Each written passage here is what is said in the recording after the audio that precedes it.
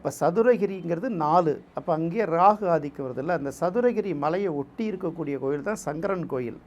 சங்கரன் கோயிலில் பார்த்திங்கன்னா அந்த ராகு கேதுக்கு பரிகார நிவர்த்தி ஞாயிற்றுக்கிழமை ராகு காலத்தில் இந்த 4 to 6 இந்த சங்கரன் கோயிலில் உள்ள இந்த கோமதி அம்மன் டெம்பிள் சங்கரனையனார் கோயிலில் இந்த பரிகாரம் பண்ணுவாங்க.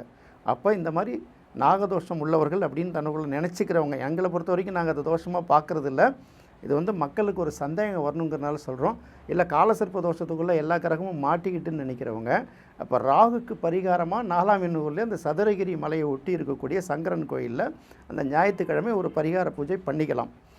கரெக்டாக பண்ணி முடிச்சுட்டு அடுத்த வாரமே சப்தகிரின்னு சொல்கிறோம் இல்லையா, 7 மலைகள், கேதுக்கு 7ஆம் நம்பர் தானே.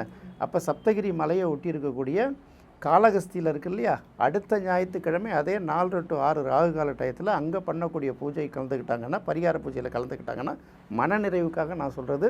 ஜோதிடராக நான் வந்து இதை வந்து எந்த அளவுக்கு நான் ஏற்றுக்கிறேன்னு சொல்ல முடியாது. பட் அவங்கவுங்க மனநிறைவுக்காக சொல்லப்படக்கூடிய ஒரு விஷயம். இதுதான் நமக்கு தடங்கள் அப்படின்னு நினைக்கிறாங்கன்னா நீங்கள் அதை பண்ணிக்கலாம். பட் அங்கே போனதுனால மாறப்போகிறது இல்லை, மற்ற கிரகங்களை வச்சு தான் அது மாறப்போகுது. இதுதான் வந்து ராகு கேது காலசர்ப்ப யோகங்கிறதும் காலசர்ப்ப தோஷங்கிறதும்.